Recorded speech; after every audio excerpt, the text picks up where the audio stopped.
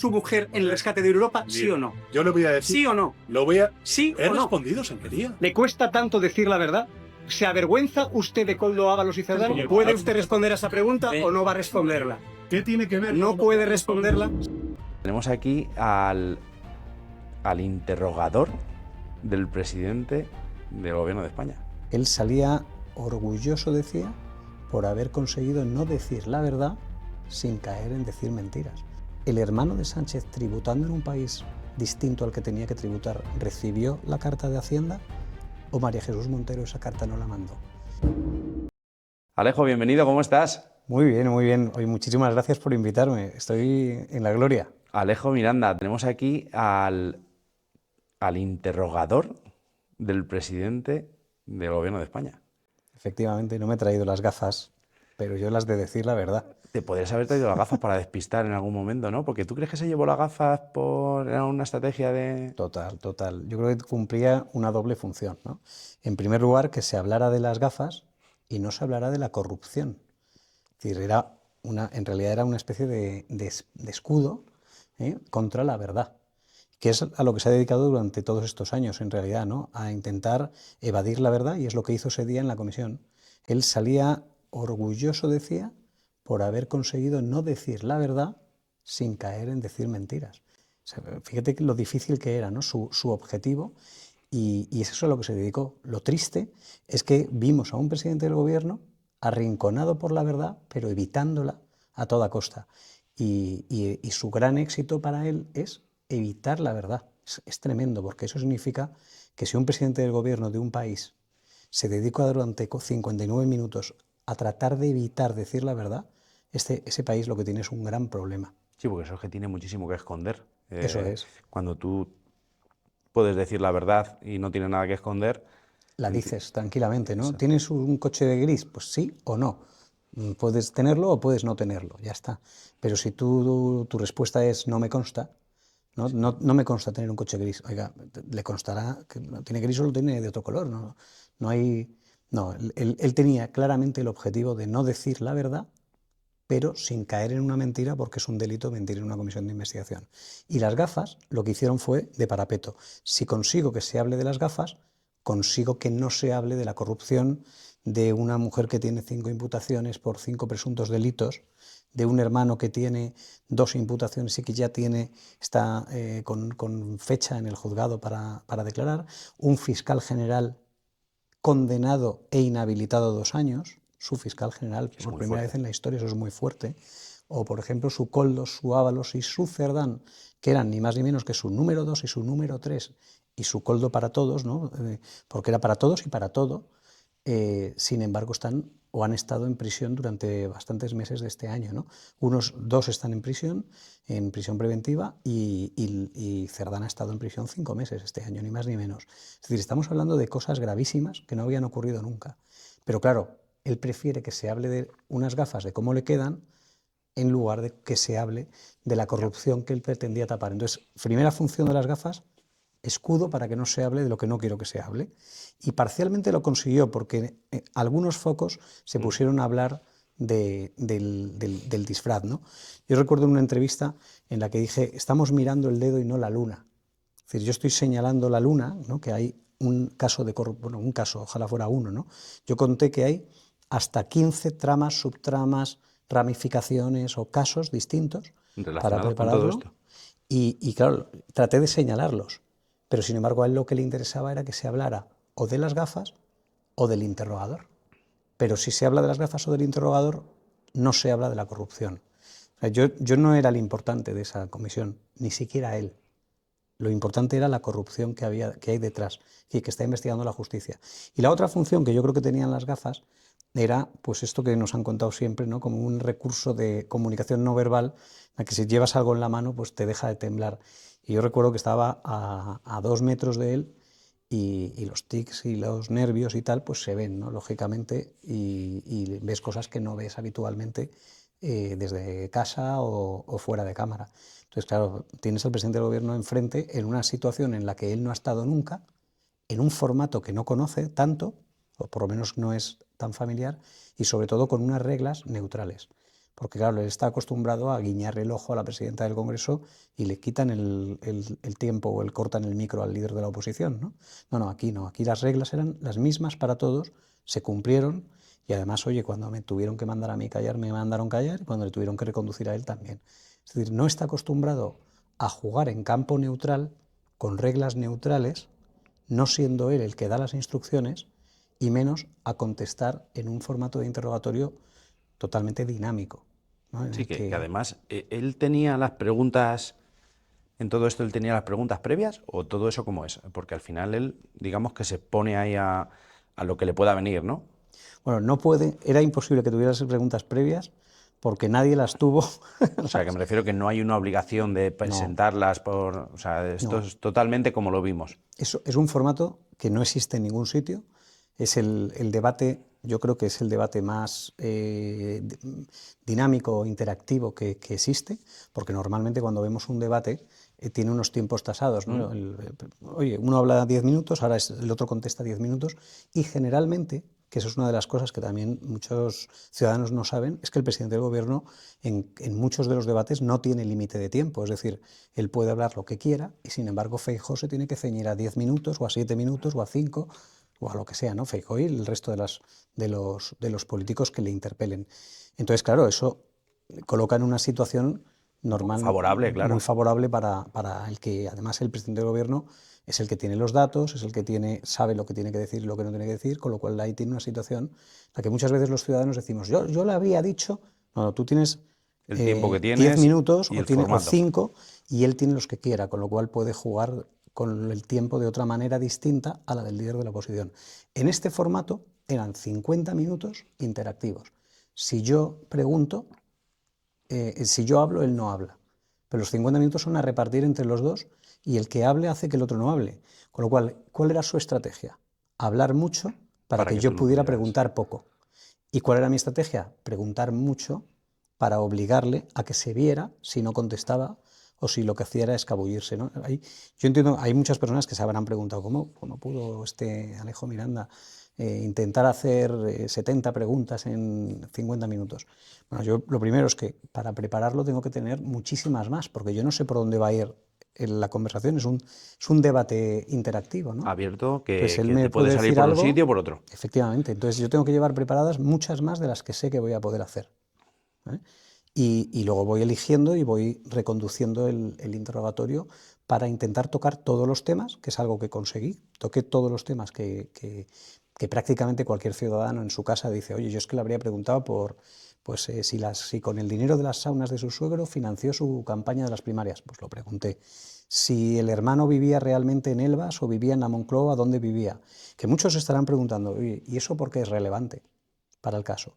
Bueno, pues es relevante porque si su hermano estaba viviendo en Elvas y estaba tributando en Elvas, hay un convenio de doble imposición entre España y Portugal que dice que las personas que están pagadas con un sueldo público, es decir, pagadas por todos los ciudadanos, tributando en uno de los dos países y viviendo en el otro, tiene que pagar sus impuestos en el país que le paga, puesto que el hermano era un trabajador de la Diputación de Badajoz, donde tenía que tributar en España. Vale, o sea, al ser funcionario no es como un ciudadano que trabaja en una empresa privada, que tributa donde vive en la mitad más uno, ¿no? Efectivamente. O sea, él al ser funcionario tiene que tributar en España. ¿Y por qué es decir, merece la pena meterse en ese jardín siendo tu hermano quien es? Y en un jardín mucho más gordo, porque primero, estaba fingiendo que vivía en Portugal y aunque hubiese residido en Portugal de verdad, no podría haber tenía que haber allí. tributado en España por el convenio de doble imposición.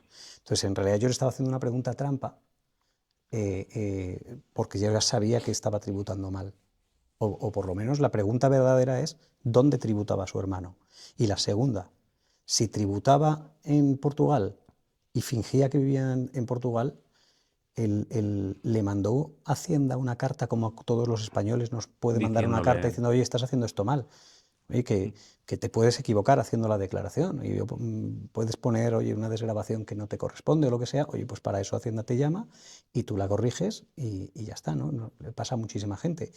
Pero el hermano de Sánchez, tributando en un país distinto al que tenía que tributar, ¿recibió la carta de Hacienda o María Jesús Montero esa carta no la mandó?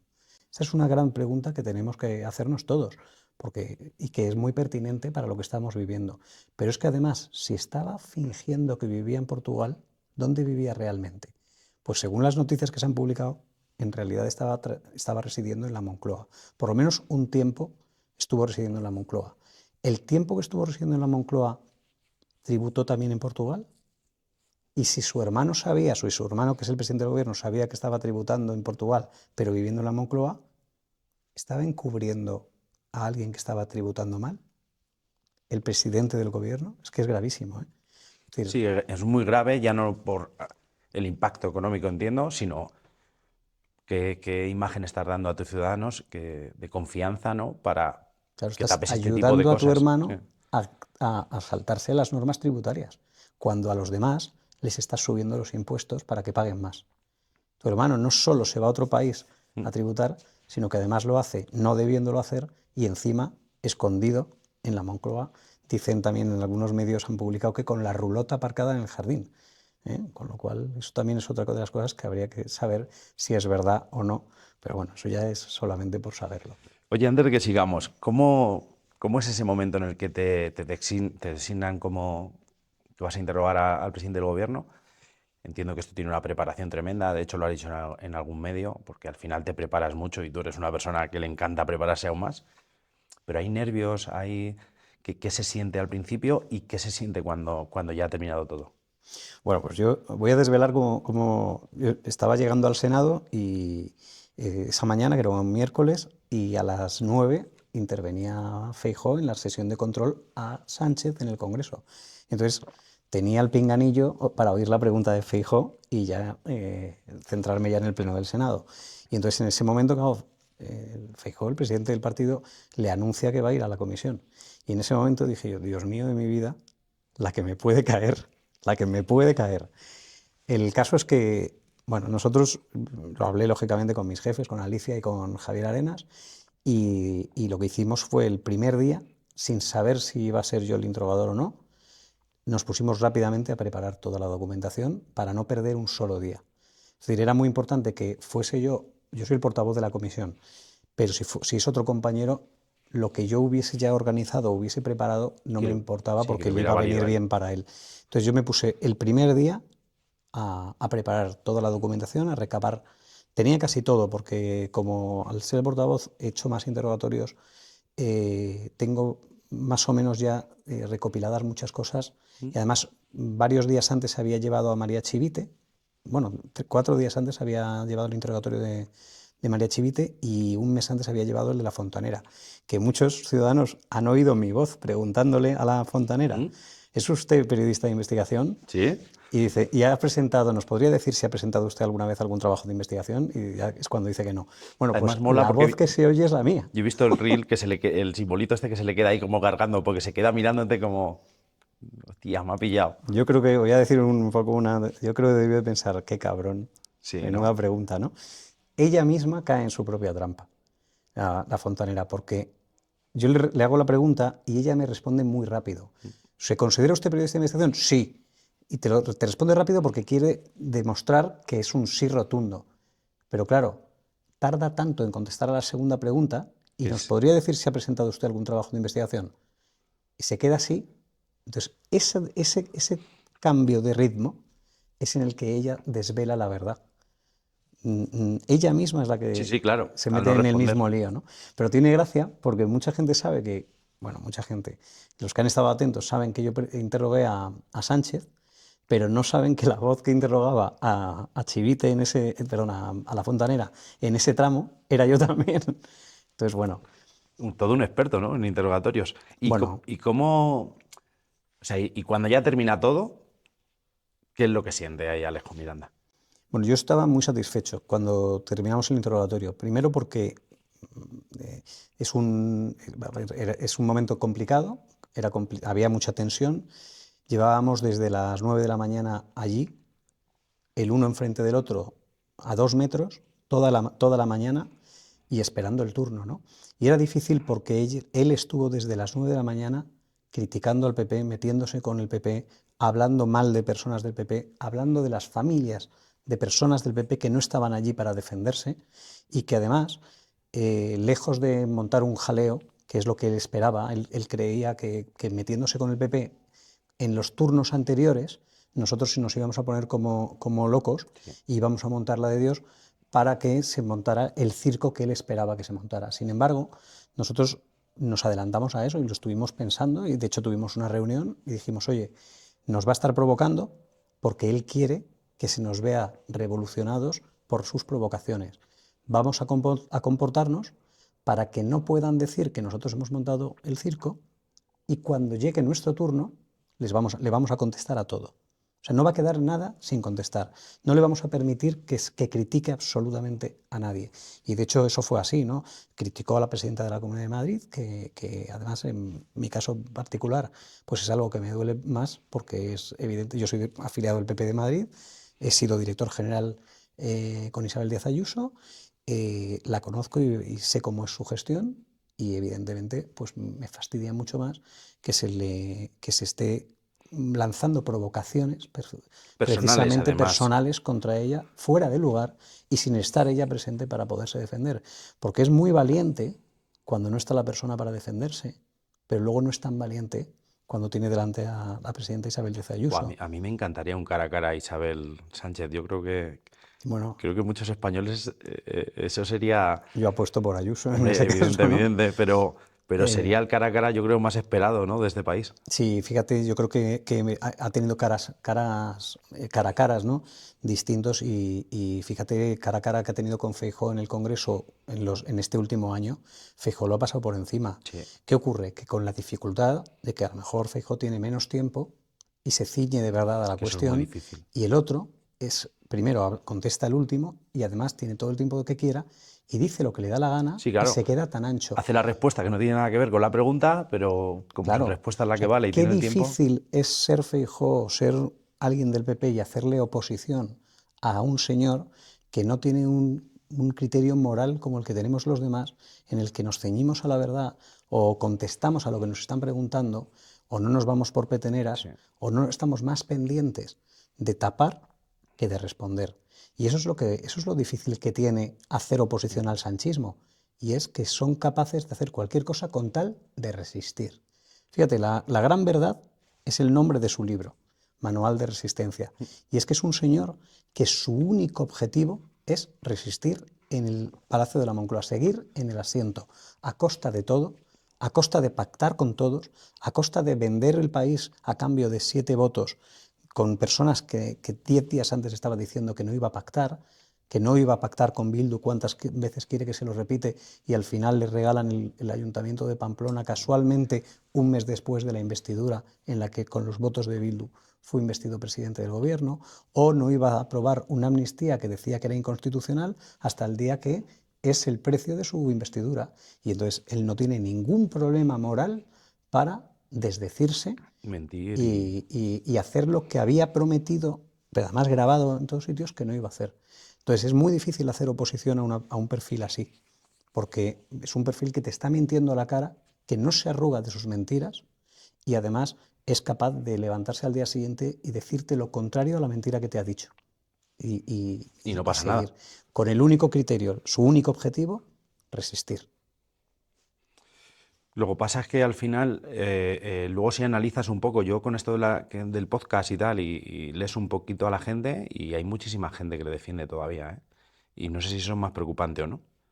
Porque... Bueno, lo acabamos de ver en Extremadura, ¿no? En Extremadura, Gallardo no solamente es el candidato de Sánchez, no es el candidato sanchista, es que representa la propia esencia de lo que está haciendo Sánchez y hasta de todo el círculo de corrupción que le salpica, porque Gallardo es la persona encargada de contratar al hermano en un puesto ad hoc que se inventan para colocar al hermano en la Diputación de Badajoz, tapar al hermano que no iba a trabajar y no sabía dónde estaba la oficina de artes escénicas, que es un tema que nos hace mucha gracia cuando le escuchas al hermano, pero qué poca gracia que se le estuviera pagando con un salario público, es decir, todos los españoles que nos están viendo le estaban pagando, bueno, en ese caso los de Badajoz, un sueldo a un señor que no sabía ni dónde estaba su oficina. Pero que ni lo tapa, ¿eh? Y lo hizo Gallardo. Y luego, además, hizo que se moviera 5 puestos la lista, es decir, que renunciaran varias personas al puesto de diputado para aforarse,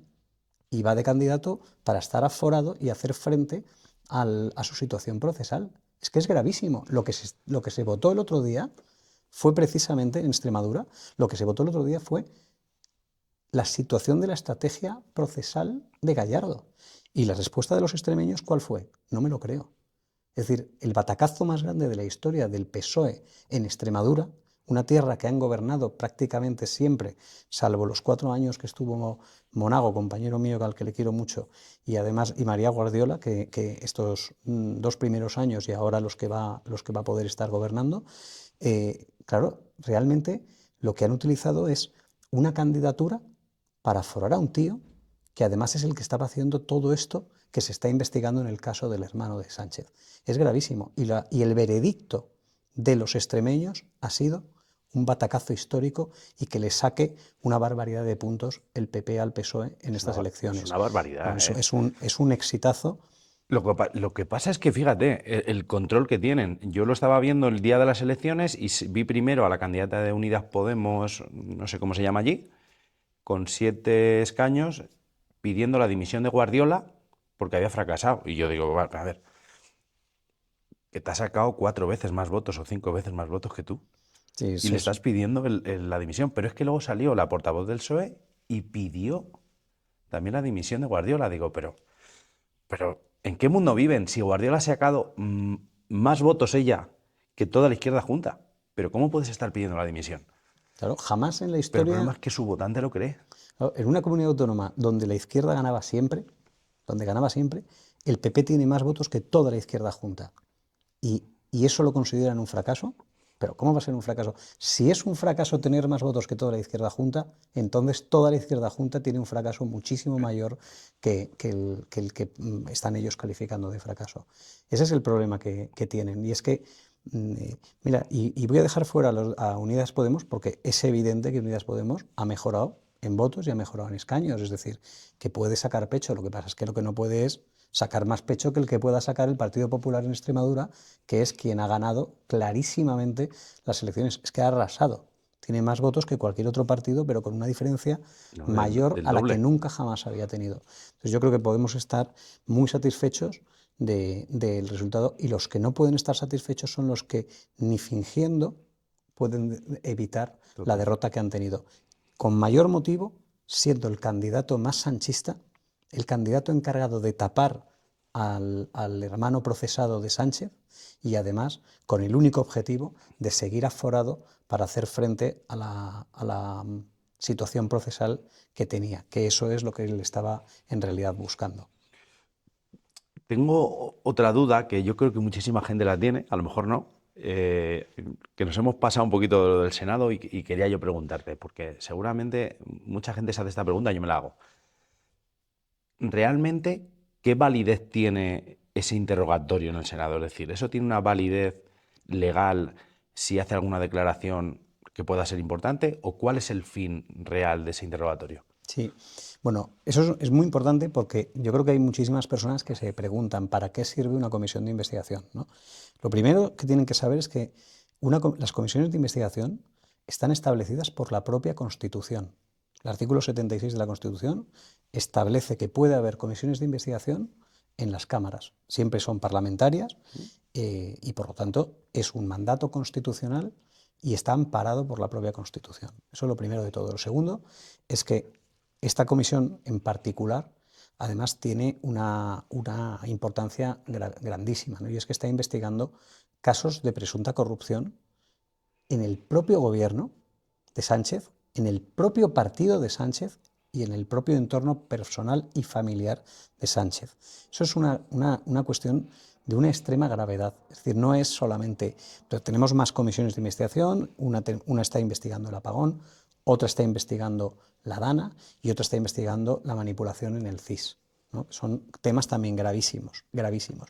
Pero este tiene una gravedad quizá plus, ¿no? que es la corrupción dentro de un gobierno, dentro del partido del gobierno y dentro del entorno personal y familiar del presidente del gobierno. Eso es una situación que no habíamos vivido nunca jamás había ido a una comisión de investigación un presidente en ejercicio, jamás había entrado un juez a interrogar dentro de la Moncloa, jamás había estado la mujer del presidente del gobierno imputada, jamás había estado, 5 veces en este caso, el hermano procesado, el fiscal general condenado. Es que el número 2 del gobierno y del partido del gobierno, Ábalos, que era el número 2 del Partido Socialista, está en prisión, ha pasado la Navidad en prisión, Koldo en prisión, Cerdán ha estado 5 meses en prisión. La situación es tan grave y esta comisión lo que está haciendo es investigar eso. Eso le da una relevancia importante. Pero es que además, dice, ¿qué se está descubriendo? Pues mira, desde el primer día, la primera sesión de la comisión tuvo a Koldo y esta tarde vino el jefe de gabinete de Illa. Y yo tuve la ocasión y el honor de interrogarle también. Y una de las cosas que sacamos, nosotros sabíamos que se podía haber reunido con Koldo para comprar mascarillas en el Ministerio de Sanidad. Bueno, pues desveló, por las preguntas que le hicimos, se desveló que se había reunido hasta en 3 ocasiones, había tomado un café con Koldo, había comido con Koldo, o sea, eso es información que le sacamos, y además se había reunido con Koldo porque ella le dio el teléfono y le dijo que se reuniera. Todo eso no lo sabíamos antes de empezar la comisión. Y ahora lo sabemos. ¿Es relevante? Pues mire, yo no sé si es relevante que el jefe de gabinete de un ministro actual, está se claro reúna con Koldo, que todos saben que está pasando la Navidad en prisión, y que Koldo sabemos también que era el que iba abriéndole las puertas a la empresa Soluciones de Gestión, que es la empresa de la trama, y que le abriera las puertas del ministerio ni más ni menos que el propio ministro Illa, diciéndole a su jefe de gabinete que se reuniera con él, ¿no? Luego sacaron el acuerdo marco más grande de la historia, que ha sido de 2.580 millones de euros para material sanitario, y 2 lotes tuvieron como adjudicatarios, dentro del pool de adjudicatarios, a la empresa de la trama. Fíjate qué cosas, ¿no? Después de haberse reunido 3 veces con Koldo por instrucciones del ministro. Eso se desveló en la primera sesión del primer día de la comisión de investigación. Pero es que además hemos descubierto una trama de presunto fraude del IVA de esas mascarillas. Y es que esas mascarillas se compraron con IVA. Pero todos recordemos que en la pandemia el IVA estaba exento en el material sanitario. Es decir, para que no se tuviera que pagar un IVA en el material sanitario, y encareciera el producto y efectivamente, todo esto, ¿sí? Pues se eximió de los impuestos a los productos sanitarios de la primera ola, y creo que duró un tiempo mayor. Bueno, pues se pagó ese IVA. Y la pregunta que nosotros nos hacemos cuando lo hemos descubierto, y se la hemos hecho a la directora de la Agencia Tributaria, a la ministra de Hacienda y al secretario de Estado de Hacienda, es, oiga, ¿ustedes reclamaron el IVA que se pagó de más? Porque lo tenían que haber reclamado, porque ese es un dinero de todos los españoles que se pagó a la empresa corrupta. Y nunca nos han contestado. De hecho, tiran balones fuera. Entonces, ahí hemos descubierto un presunto fraude del IVA en las mascarillas. Se ha descubierto en la comisión de investigación. Por lo tanto, han cantado. Hemos descubierto tramas nuevas.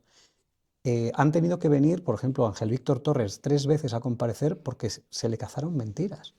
Dijo que no conocía, que no se había escrito con Aldama, y sabemos ahora, y lo hemos leído todos, y hemos leído además el tipo de mensajes que se intercambiaban. O por ejemplo, Reyes Maroto, la candidata en el Ayuntamiento de Madrid, que ha tenido que venir 2 veces porque vino un día y sacó pecho y dijo, el día que le dio por contestar, y dijo, oiga, yo no me mensajeo nunca con Aldama, y al día siguiente, Aldama publica 43 o 42 WhatsApps con Reyes Maroto.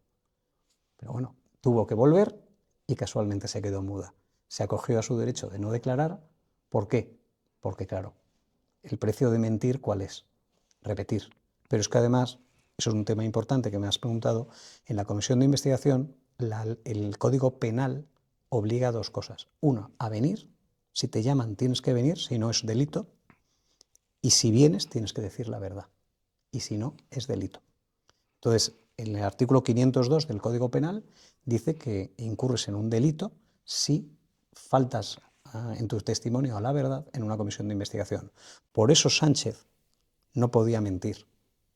Entonces, intentó, No sin contestar, mentir, sí. no decir la verdad. Y la única manera es, no me consta, no recuerdo, de números a mí no me pregunte, que no me acuerdo. ¿Fue muy frustrante ver que no te contestaba, o más o menos esperabas que fuera? Bueno, yo esperaba que muchas cosas no las contestara, pero con tanto descaro, ¿no? Y jugando y riéndose, él buscaba era un poco como el abusón del cole, ¿no? Y el empollón que se lo ha estudiado todo. Entonces el empollón le pregunta y el otro buscaba en los senadores del PSOE complicidad para esa risa que tiene, ¿no? Que todos hemos visto en el Parlamento muchas veces con Feijóo y buscaba la complicidad. Yo lo que pasa es que cada vez que le veía reírse le decía, ¿se está usted riendo de las víctimas del COVID que estábamos agonizando algunos en una UCI mientras ustedes o sus compañeros de Peijó estaban intentando llevárselo crudo? De esos es de los que se está riendo, se le cambiaba la cara inmediatamente, ¿no?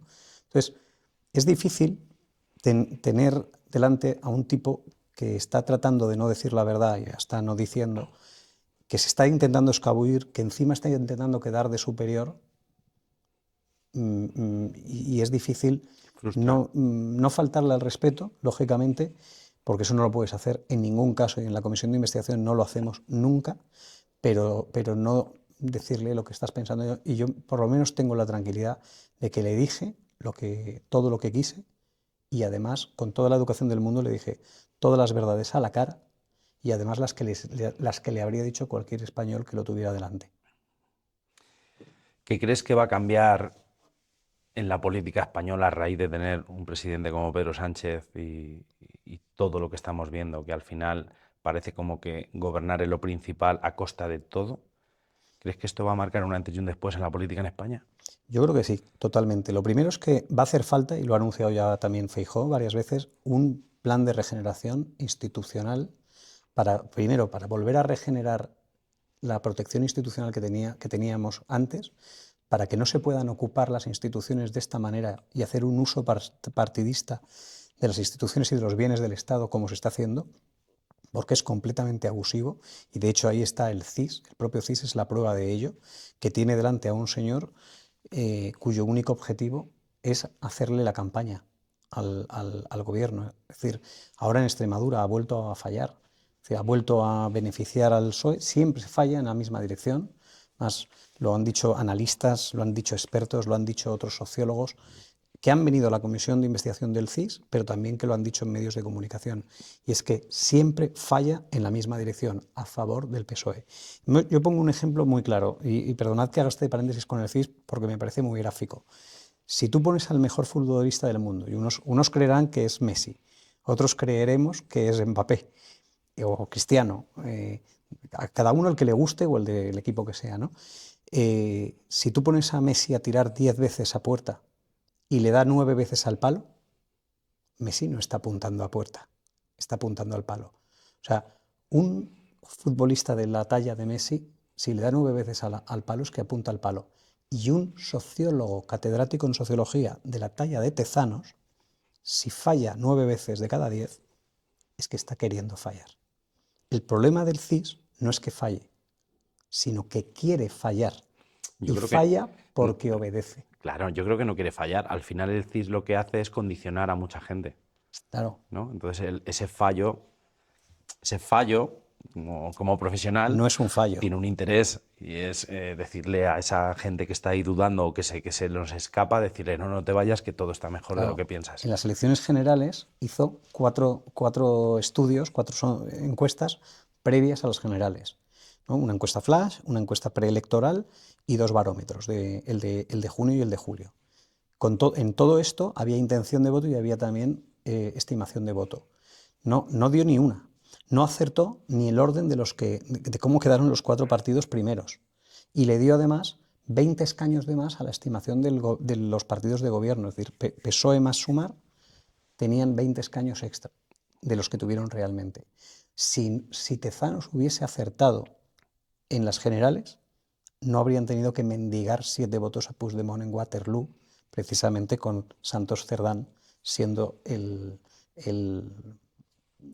negociador con Puigdemont, ¿no? Y no estaríamos donde estamos, ni tendría que haber hecho todas las cosas que ha tenido que hacer. Pero, por ejemplo, en las gallegas pasó lo mismo, o en las de Madrid. Es que negó que Ayuso pudiera sacar mayoría absoluta, y hoy Ayuso tiene mayoría absoluta, y hoy Almeida tiene mayoría absoluta, y él lo ponía en duda. Y es que jugó a eso, puso en duda, de hecho hay un titular, porque es que el CIS ha hecho hasta notas de prensa diciendo, oye, se pone en duda la mayoría absoluta del PP en Galicia. Y luego cuando falló, le echó la culpa ¿a quién? A las monjitas y a las mariscadoras. Y en Madrid dijo que es que los electores éramos unos tabernarios, los votantes de Ayuso. Ya está Vamos, arreglado. es la primera vez en la historia que el presidente de una institución como el CIS se dedica a insultar a los electores. Luego, cuando vino él a comparecer al CIS, dijo que no les había insultado. No, no solo a los electores, sino que también a la candidata, porque 3 días antes de las elecciones de Madrid insultó, y está por escrito además, a la presidenta Díaz Ayuso. ¿sí? Se lo echamos en cara el día de la comisión, porque me parece una barbaridad que 3 días antes de unas elecciones alguien alguien de la influencia que tiene el presidente del CIS pueda escribir artículos de ese Bueno, y que tipo. debería de ser neutral a toda mira, porque al final es un estamento del Estado, es decir, no debería de tener ningún tipo de partidismo, pero al final condiciona mucho. Claro, Porque tú has dicho, su estimación con los gobiernos de izquierda le daba 20 más. Ya, pero es que si a lo mejor no hace eso, no les hubiera dado la cifra. pero es que él mismo lo reconoce. ¿De quién depende el CIS? ¿De quién depende la Fiscalía? Pues eso. Sí. Pues el mismo Sánchez lo reconoció. Él utiliza las instituciones del Estado para la defensa de su familia, para la defensa de sus intereses y para la defensa de su partido, para poder seguir sentándose en el poder. Y eso es lo más grave de todo esto. Por eso tiene que haber un antes y un después. Y una vez que este hombre se vaya y pierda, yo estoy convencido que incluso el propio PSOE, que él ha convertido en un partido sanchista, porque les exige pleitesía, que les rindan pleitesía, ellos mismos renegarán de él, porque ya lo hicieron una vez. Y así termina el interrogatorio. En el año 16 lo echaron del PSOE. Y yo estoy convencido que cuando ahora los españoles con su voto le echen del gobierno, todo su partido renegará de él. Y muchos tendrán que empezar a borrar tuits y a borrar todas estas declaraciones y golpes en el pecho que se han dado precisamente por defender a un señor que es capaz de cometer cualquier cosa con tal de seguir en el poder, incluso dejar tirados a los suyos. ¿Crees que tenemos Pedro Sánchez hasta el 27 mínimo? Él lo va a intentar. Yo creo que él va a intentar por todos los medios aguantar lo máximo que pueda. Solo adelantaría las elecciones si él ve que hay una mínima oportunidad para perpetuarse. Porque él es lo que busca, perpetuarse, si su modelo es Maduro. Sánchez es un presidente que va madurando poco a poco, pero madurando en el peor sentido de la palabra. Se va madurando, se va haciendo cada vez más como esas personas que ve como imagen en el otro lado del charco. Y es que si se puede perpetuar, se perpetúa. Si puede controlar a los medios, los controla. Y a los que no controla, los va a llamar pseudomedios. Insulta permanentemente a toda la prensa digital de este país, que hace una labor impresionante. ¿Y por qué les insulta? Porque publican noticias sobre la corrupción que primero negaban, y fíjate si habría caso, que ha pasado 5 meses Cerdán en prisión. Pues decían que no había caso. Sí, pero a mí me sorprende lo bien que lo hacen, porque luego sale y dice que bueno, que como la corrupción no es del PSOE, que son de personas, es como esto no es grave porque son corruptos 3, no somos todo el partido. Bueno, es capaz de negar que conoce a Que David conoce Sánchez, ¿no? y a Ábalos, es decir, que tampoco le conocía tanto. Efectivamente, no le conocía de nada, solo era su número 2 de partido y hizo la campaña de las primarias con Ábalos, con Cerdán y con Koldo. Y los 3 en prisión. Yo, no sé, dices que aguanta. Bueno, si al final... Que él querría aguantar lo máximo. Y si puede aguantar más, también. Yo creo que también ahí está la labor de la oposición. O sea, nosotros estamos haciendo una oposición que mucha gente en su casa estará pensando, es una oposición más dura que nunca.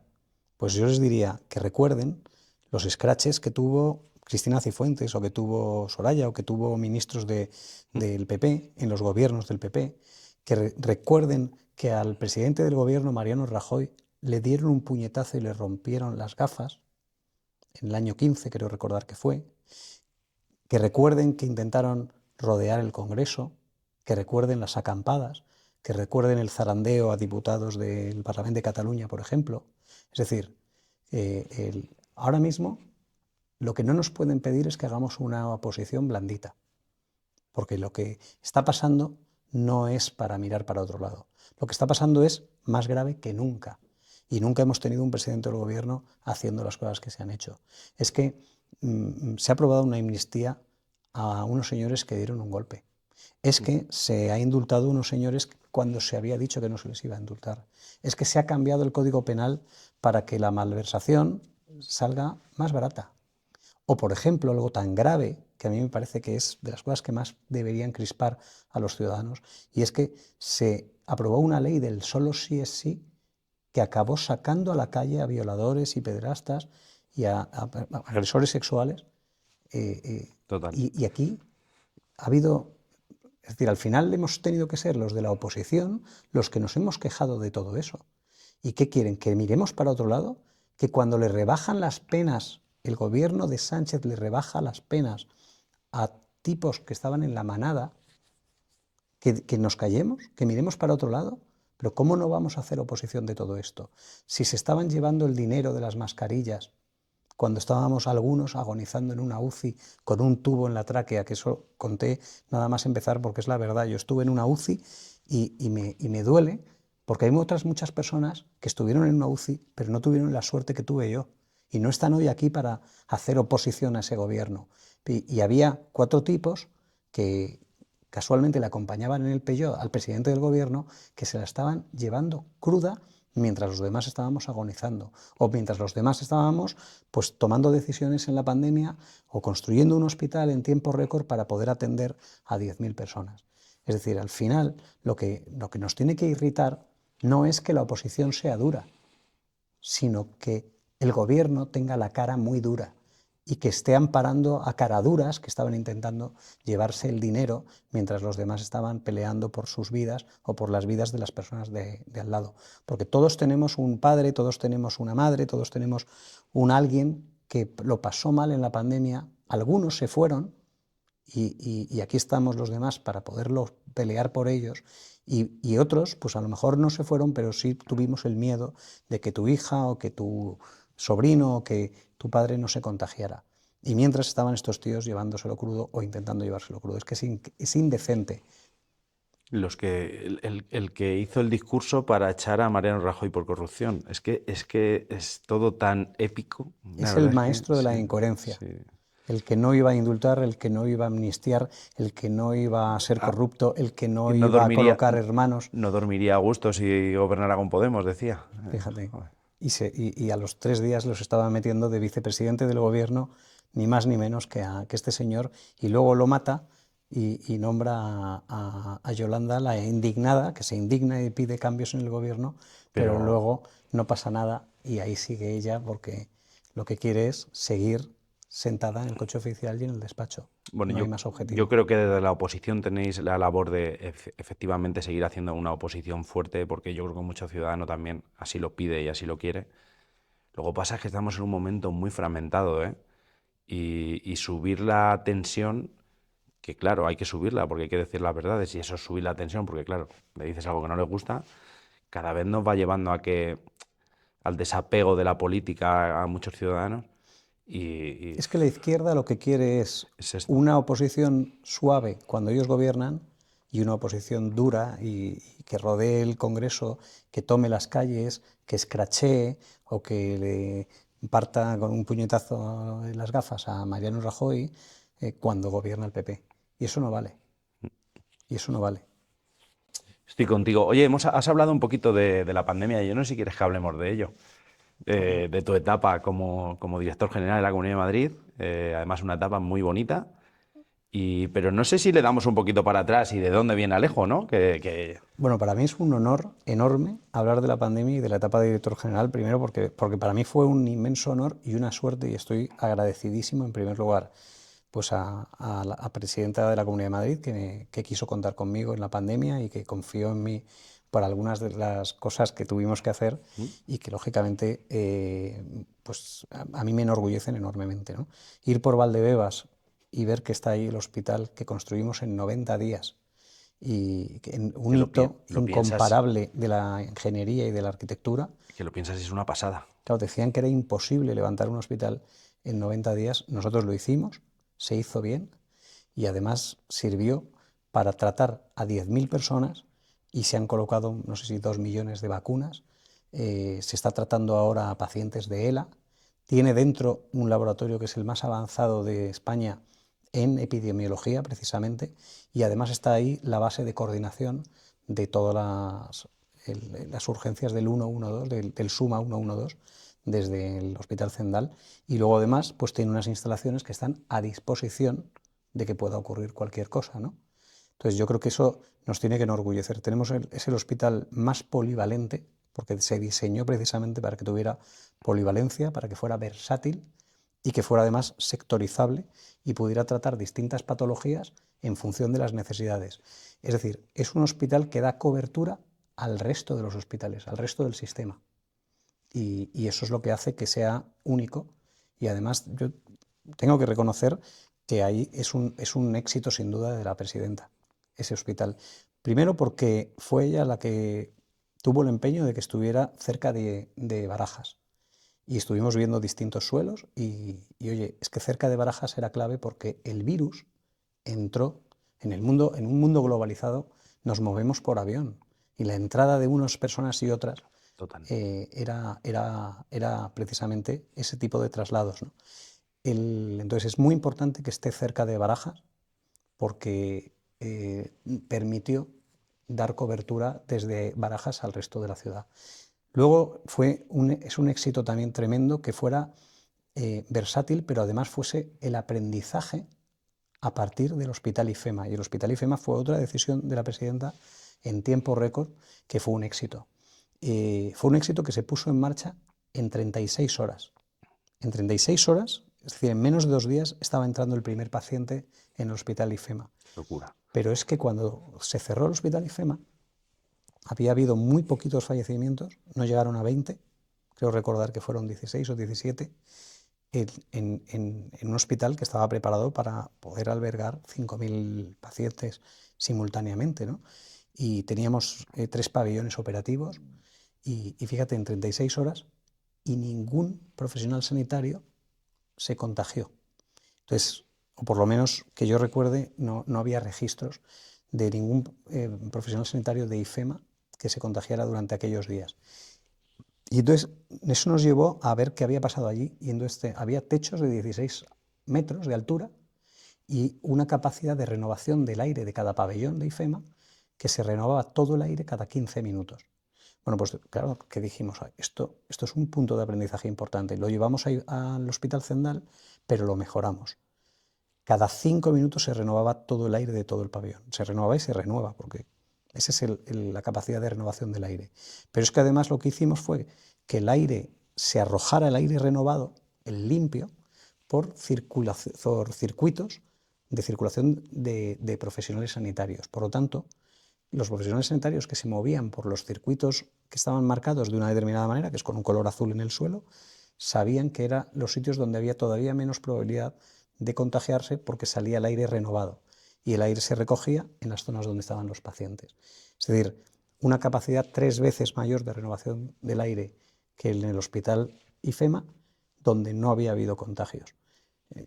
Por lo tanto, lo que diseñamos el hospital pensando precisamente en la seguridad de los profesionales.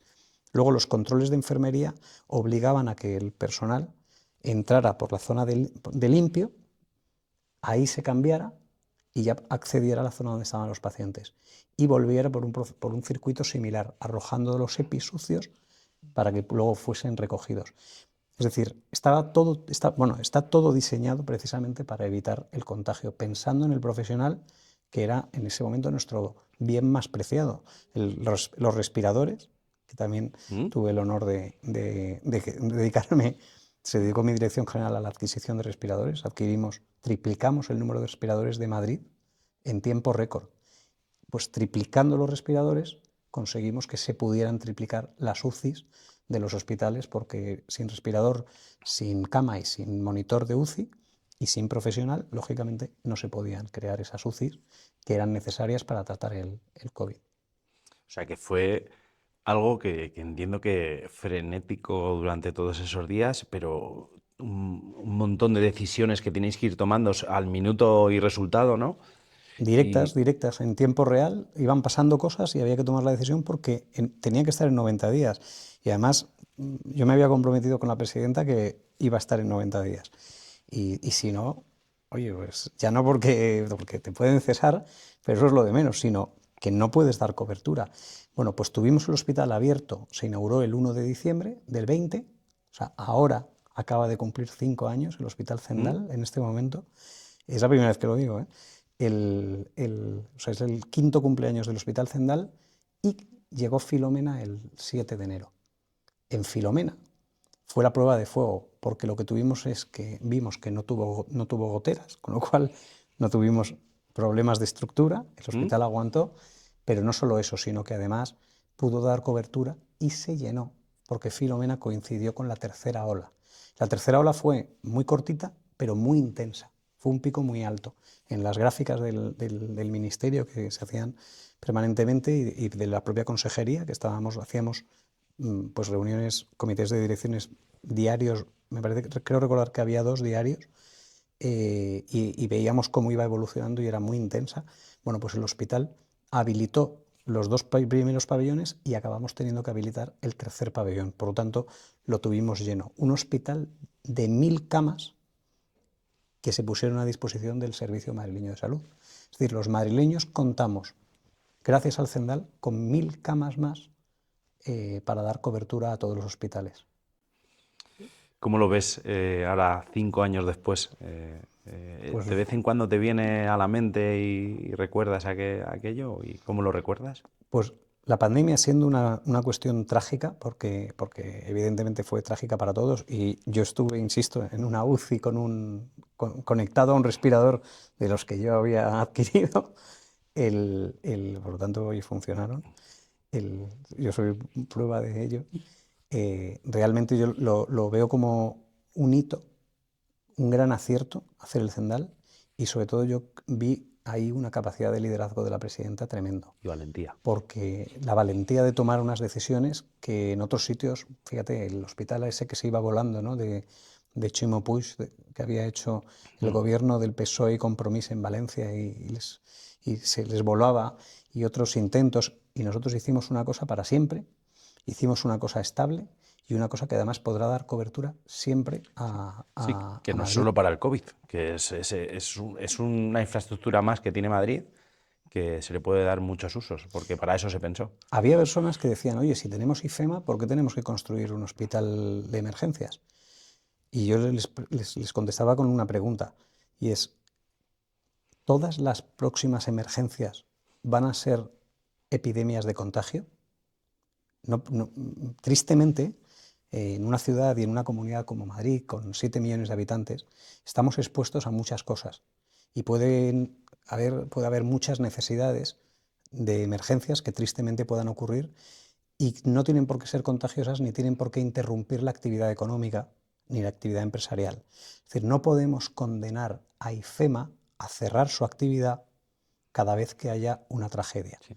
Tenemos una infraestructura como la de IFEMA mejorada para las emergencias sanitarias o para las emergencias del tipo que sean, y están además a disposición de la necesidad que pueda surgir, sin tener que condenar a IFEMA a cerrarse, que es una de las primeras empresas, la primera empresa de Madrid, la que más empleos genera y que genera, pues me parece que es un 5% del PIB. Es que es un impacto que tiene que es muy grande.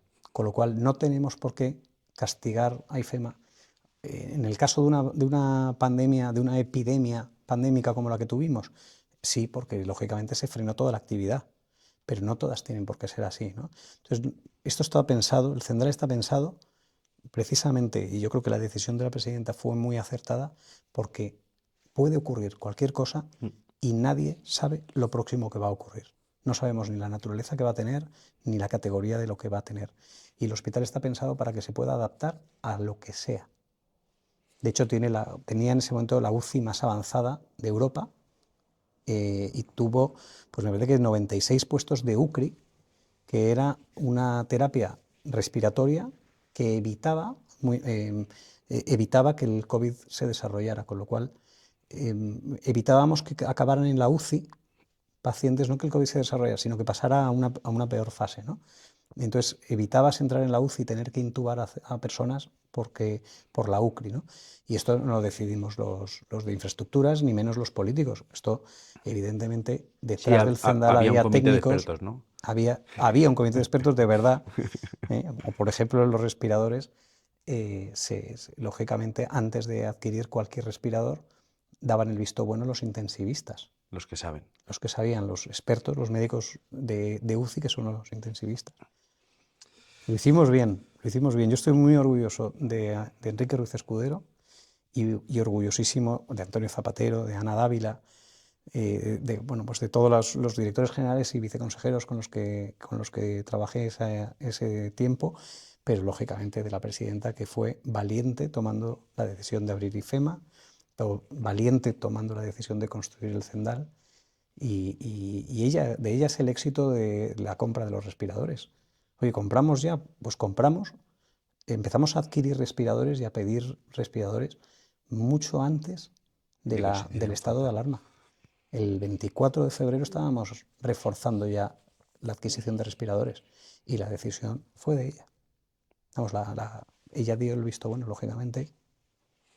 Muy bien, muy bien. Oye, me alegra también que viviendo como lo viviste, tanto a nivel personal, en salud, como a nivel estrés laboral, tengas ese recuerdo bueno, porque al final eso es algo que va a estar siempre ahí y que yo creo que tiene que darte mucho orgullo cada vez que pasas y lo ves, como has dicho. Yo es que creo que todos los que nos dedicamos a la política tenemos que tener vocación de servicio. Y algo tan difícil te permite demostrar tu vocación volcándote en los demás, ¿no? Y fíjate qué cosa más curiosa, ¿no? Que yo compré o adquirí, ¿no? Pues unos 3.000 respiradores y uno me salva la vida. Y la lección es que cuando tú intentas hacer las cosas por los demás, al final también las acabas haciendo por ti mismo. Intentando salvar la vida de los demás, pues puedes a lo mejor tener la suerte de salvarte tú también. Muy bien, muy buen mensaje, Alejo. Bueno, pues ya estamos llegando un poquito al final, ¿vale? Ahora ya vamos a la parte en la que te hago las preguntitas típicas que tenemos aquí en el podcast. 100.000 euros ahora o 10 millones de euros dentro de 10 años. Buah. Quizá optaría por ahora, ¿eh? Pero tampoco, no, yo creo que no. 100.000 ahora. 100.000 ahora. ¿Y quién te dice a ti que dentro de 10.000 años, De 10 años. De 10 años. de 10 años voy a estar yo aquí? No, no lo sé. Tampoco o sea, no me mueve, como decía, soy una persona muy vocacional y no me mueve tampoco lo económico. Hombre, que pueda cubrir gastos, pero ahora mismo los puedo cubrir. Pero 10.000, 100.000 te ayudan bastante. Te quitas un trozo de hipoteca bastante importante. Te dan un empujoncito bueno. Hombre. Bueno, pues venga, 100.000 ahora. Ahora salimos y recuperas cobertura y tienes un mensaje de que te han tocado 10 millones de euros en el Euromillón. ¿Qué haces? Dios mío, de mi vida. Pues yo creo que lo primero, deudas, ¿no? Hipotecas y cosas de estas, que eso es importante. Pero bueno, seguro que antes, lo primero de todo, llamaría a mis padres y a mis hermanos y les diría, oye, vamos a celebrar algo grande. Yo soy muy familiar, les tengo además un cariño enorme, me llevo muy bien con mis hermanos, mis cuñados y mis padres y mis sobrinos, les adoro. Y hombre, pues yo creo que lo primero de todo pienso en ellos, ¿eh? Y luego ya pues organizarnos un poco y tener la vida un poco mejor y ayudar también pues a algo, ¿no? Montar alguna cosa que pueda servir para los demás. Ya te digo, yo soy totalmente vocacional y seguro que montaría alguna cosa para poder ayudar a otros. Bien, bien, bien. ¿Qué crees que fue primero? ¿El huevo o la gallina? Esta sí que, Alejo. Esa es muy difícil. Esta es de las más chungas que tenemos, ¿eh? Pero nunca en la historia pudo haber un huevo sin una gallina. Entonces, alguien tuvo que poner la gallina seguro antes que el huevo. O sea, una gallina y No un sé. gallo y luego... Puedes estar ahí dándole vueltas eternamente, Sí. pero O sea, tu plan, gallina. Bueno, que está bien.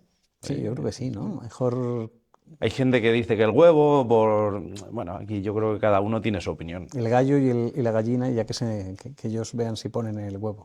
Claro, algo así. ¿La tortilla de patata con cebolla o sin cebolla? Con cebolla. Con 100%. Sí, pero que no se note tanto. Ahí, ¿eh? bien, bien, Sí bien. me gusta mucho el sabor de la... Pero que no te encuentres el cacho. ¿Sabéis que esto lo ha preguntado Tezanos en el CIS? ¿Ah, sí? Sí, sí. Todos los años hay una encuesta a final de verano sobre gastronomía y turismo ¿Mm? y pregunta el CIS de Tezanos por el huevo, por la tortilla con cebolla o sin cebolla. Y muy hecha o poco hecha, también lo pregunta. Pero lo más divertido es que como luego pregunta por el sesgo de a qué partido has votado, tú puedes saber cómo le gusta la tortilla a cada votante de cada partido. Venga ya. ¿Y sabes cuál es lo más divertido de todo?